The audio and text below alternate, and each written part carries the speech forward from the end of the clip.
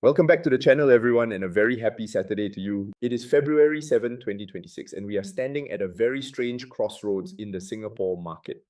If you have been looking at your brokerage account this morning or checking the news over your Kopio at the hawker center, you know that the Straits Times Index is currently doing something it hasn't done in a generation. We are flirting, quite dangerously, I might add, with that 5,000 point psychological ceiling. Now, why does 5,000 matter? Because in the world of investing, numbers like 5,000 are like the big 5-0 birthday. It's the point where you stop being a growing index and you start becoming a mature heavyweight. This week, the STI closed at 4,934.41, up just a tiny 0.6%. But earlier in the week, we were teasing 4,980. We were so close to 5,000, you could almost smell the champagne. But then, as it always does, the US market had a bit of a tantrum. A tech sell-off in the States spilled over into Asia, and suddenly everyone's heart rate went up. We've seen bond yields sliding to 4.21%, which usually is good news for our REITs, but the market is acting very shy right now. It's like a wedding guest who wants to dance, but is waiting to see if the music is actually going to stay on. Welcome to the pit. I'm Iggy, your guide through the Singapore market jungle, where our community of 5,800 plus strong hunts for the alpha that mainstream media misses. In this game, timing is everything. The gap between a winning entry and holding the bag is often just 48 hours, and waiting 14 days for the free all news version means the trade is usually gone before you even hit play. By joining the Elite 150 in my inner circle, you move to the front of the pack with 0-day access to every deep dive the second it's rendered, plus the full forensic vault, where I strip away corporate hype to reveal the hard math behind every Singapore blue chip. Make the smart money move with this $9 month bundle, which is literally less than the cost of a Ya Kun Kaya Toast set, to trade with the same data as the pros and secure your edge while the data is fresh. Choose the level that suits you best. And now, let's jump straight into the hard math for today's video. Now look at the calendar. Today is Saturday, February 7, 2026. We are just 48 hours away from what I call Judgment Day for the Singapore market. On Monday morning, before you even finish your first soft-boiled egg, DBS is going to drop its results. That is the Godzilla of the STI, and whatever DBS says will determine if the index attempts a breakout above 5,000 or if the technical support at 4,800 is tested once more. This week was a classic tug of war. On one side, you have cooling yields, which is the oxygen for our dividend stocks. On the other side, you have this risk-off shudder, where people are suddenly scared of heights. It's like being at the top of Marina Bay Sands. The view is beautiful, but you're suddenly very aware of how high up you are. For those of you in the retirement red zone, my friends aged 50 and above, this is the most critical time to pay attention. The primary objective at this stage shifts toward preserving the capital base established over a multi-decade career rather than chasing speculative volatility. Let's dive into the macro pulse. The STI is currently behaving like a cautious landlord at the end of a very long property boom. Think about a landlord who owns a row of shops in Toa Payoh. He's happy. The rent is coming in, the tenants are paying on time, and his bank account is fat. But when a new shop comes up for sale next door, he isn't rushing to outbid everyone anymore. He's sitting back, arms crossed, saying, "I'll wait and see if the price drops a bit first." That is exactly what the smart money is doing right now. They are happy to collect the dividends from the banks and the blue chip REITs, but they've stopped bidding aggressively. They are waiting for proof that the cash flows can actually support these record high valuations. Now, I know what you're thinking. Is the party over? Stay with me, because this is where the real money is made, in the details of the movers and shakers. First up, we have CapitaLand India Trust, or CLINT. It was the star of the week, up 5.6%. Now, CLINT reported its FY 2025 results and they were robust. Higher revenue, higher earnings, and most importantly, a distribution of 3.90 cents. For a long time, Singaporeans were scared of India-exposed stocks. We thought it was too volatile, too far away. But now, with data centers and business parks in India booming, CLINT is looking like a very smart hedge. Before we go further, I need to have a teacher moment. Let's talk about a term you'll hear a lot, DPU, or distribution per unit. In the world of REITs, DPU is the holy grail. Think of DPU like the dividend, that a shopkeeper gives to his silent partners at the end of every month. If you own 1,000 units of a REIT and the DPU is 5 cents, you get $50. It sounds simple, right? But here's the secret. DPU is the only math that matters for your retirement. When DPU grows alongside revenue, it means the manager of the REIT is doing a good job. They are growing the pie without making your slice smaller. Think of it like a chicken rice stall. If the stall starts selling 200 plates a day instead of 100, but the owner also brings in 5 more partners to share the profit, your share of the money might actually go down. That is what happens when a REIT dilutes its shareholders. But with CLINT, the DPU is growing because the business is actually getting better. For someone in the retirement red zone, a rising DPU provides a significant buffer against inflationary pressures. It's the difference between buying white bread and wholemeal bread at the supermarket. It gives you that extra margin of safety. Now, stay with me, because if DPU starts to falter, that's when the smart money hits for the exits. Now, let's look at the what if for CLINT's dividend yield. Scenario A, what if the DPU gets 10% better because the Indian rupee strengthens? Well, the yield profile would likely begin to align with higher yielding instruments, typically drawing in capital from participants seeking yield compression. This could lead to a corresponding upward adjustment in the unit price of approximately 5 to 7%. Scenario B, what if things get 10% worse? Maybe a sudden regulatory change in India or a currency crash. Because CLINT is already trading at a growth premium, a 10% drop in DPU could lead to a 15% drop in price as momentum-driven capital exits the position. Key takeaway for CLINT. The market finally likes India because the cash flow is actually showing up in the bank account, not just on a PowerPoint slide. Next, we have the big one, Singtel. It moved up 2.8% this week. Singtel is no longer just the company that sends you your phone bill. They just did a massive $6.6 billion deal with KKR to become a global data center powerhouse. They are pivoting away from being a utility and trying to become a tech infrastructure giant. But here's the problem. If you look at Investing Pro data, there is a massive valuation gap. Let's have another teacher moment. What is a valuation gap?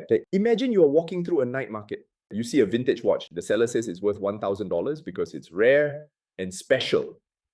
That's the market price. But you, being a smart investor, go online and check what similar watches actually sold for last month based on their condition and parts. You find out the intrinsic value is only $800. That $200 difference, that's the valuation gap. In Singtel's case, the analysts, the guys in suits, have set price targets averaging $5.23. But the Investing Pro fair value, which is based on 7 cold-hard financial models, says the value is actually 3.96. The current price is 4.72. This indicates the market is currently pricing in a 19% premium based on expectations surrounding the KKR transaction. Now, why do I trust models over gut feelings? Because models don't get excited. Models don't care about a cool data center deal. Models only care about cash flow, debt, and margins. This is why I always tell my inner circle, use the tools. If you use the code investing Iguana on Investing Pro, you get 50% off. It is literally cheaper than a Netflix subscription, but it provides an objective filter against paying a 20% premium over fundamental value. Don't trade with your heart, trade with the math. Scenario A for Singtel. If the data center integration goes 10% better than expected, and they start showing 20% margins by next year, the stock could move toward the analyst consensus of $5.23. Scenario B.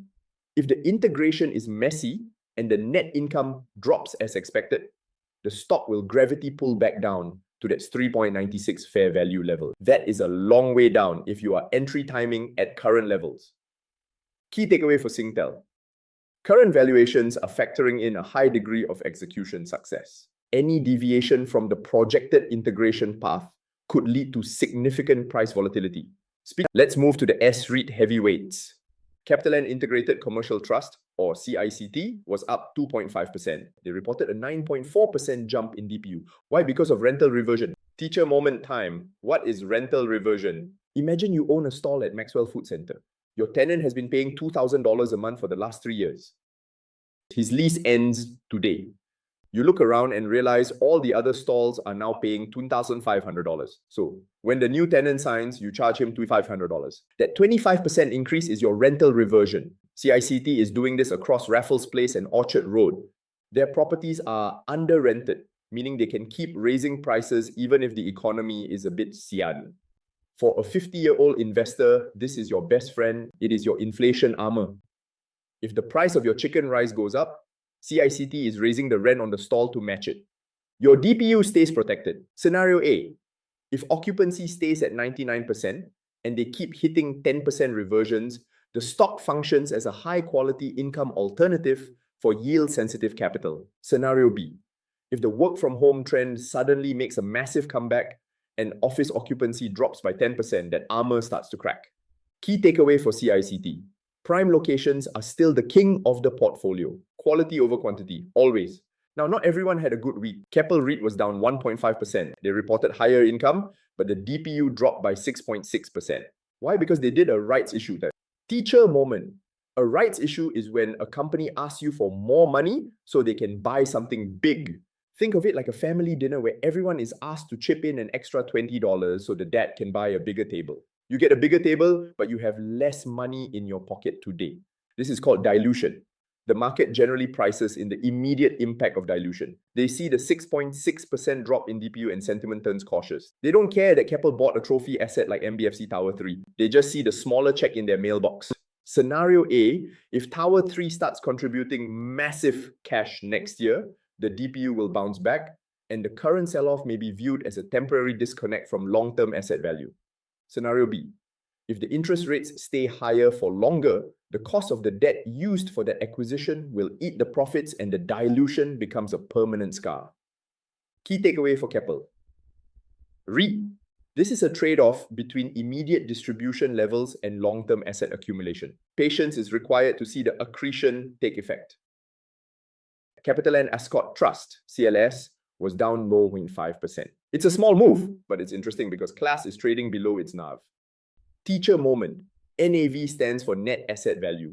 This is the bricks and mortar value of the company. If you sold every hotel and apartment CLAS owns, paid off all the debt, and gave the cash to the shareholders, that is the NAV.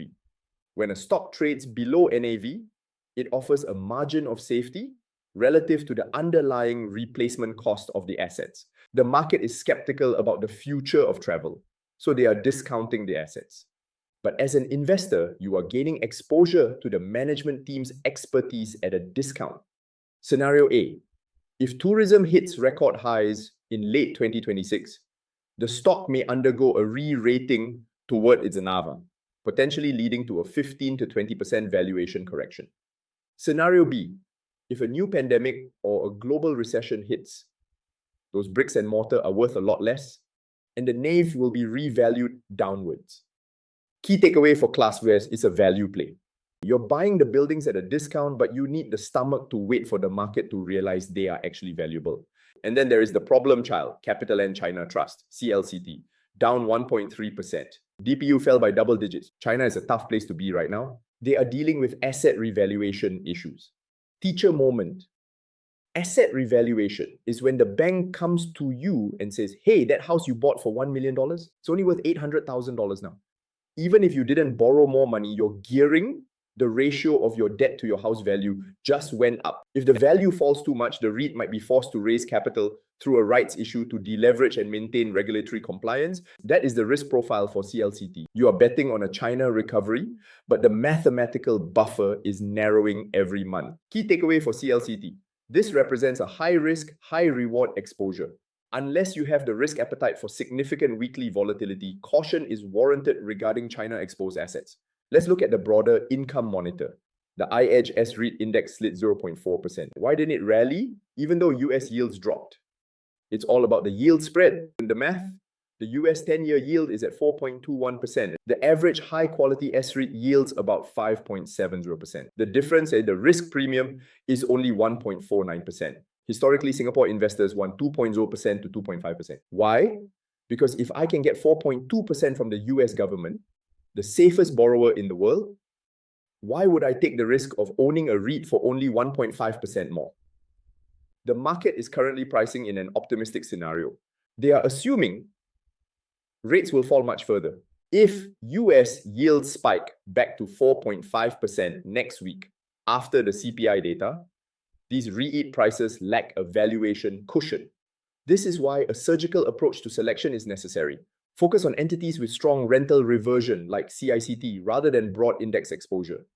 Looking ahead to next week, it is arguably the most important week of the quarter. On Monday, Feb 9, we have DBS. We are looking for NIM Squeeze, teacher moment. NIM, or net interest margin, is the spread the bank makes. They pay you 0.5% on your savings and charge the guy next door 4.5% for his mortgage. That 4% difference is the NIM. As interest rates fall, the bank has to lower mortgage rates, but they can't lower your savings rate much more because it's already so low. The spread gets squeezed. This is why DBS might see NIM fatigue. If management provides lower profit guidance for 2026, the 5,000-point trajectory for the STI could be delayed. We also have Keppel Infrastructure Trust and SGX going ex-dividend on Feb 11 and 12. Ownership must be established prior to these dates for eligibility. However, keep in mind that the market usually adjusts the stock price downwards by the dividend amount on the X date. This is simply a reclassification of value from the equity to the cash component of your portfolio. Finally, we have the US CPI inflation data on Friday the 13th. A very lucky date, right? If inflation comes in higher than expected, yields will jump and the STI could test the 4,850 support level. Conversely, a cool reading could provide the momentum needed to reach 5,000 by next Friday. Now, I want to talk directly to those of you in the retirement red zone. I know many of you watching this are in Bedok, Jurong or Ang Mo Kio and you're looking at your CPF and your modest stock portfolio. You are wondering if current levels warrant a shift to a more defensive cash position. Think about your sleep at night score. On a scale of 1 to 10, how much do you worry when the market drops 1%? If your score is an 8 or a 9, you are likely over-leveraged or your asset allocation does not match your risk tolerance. At 5,000 points, the fear of missing out is very strong. Your neighbor will tell you about how much he made on Singtel or DBS, but remember, your goal isn't to be the richest man in the cemetery. Your goal is to have a steady, growing stream of income that lets you enjoy your retirement without checking the SGX app every 5 minutes. Base your decisions on the fundamental plumbing of the business and the logic of the yield spread rather than price momentum alone. The road to 5,000 is paved with actual earnings, not just hopes and dreams. If DBS delivers on Monday, the current trend may find further support. If not, the cautious approach taken by institutional capital will appear justified. Discipline remains the only sustainable edge in this market. Don't let the euphoria blind you to the math. This analysis is provided for educational and informational purposes only. The content presented represents general market observations and strategic frameworks and does not contain specific target prices, buy-sell recommendations, or personalized advice.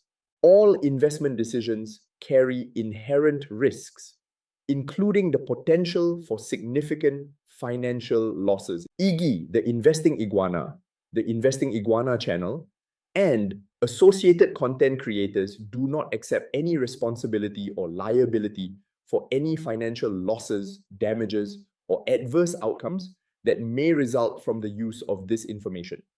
Readers are strongly advised to conduct their own due diligence and consult with qualified financial advisors.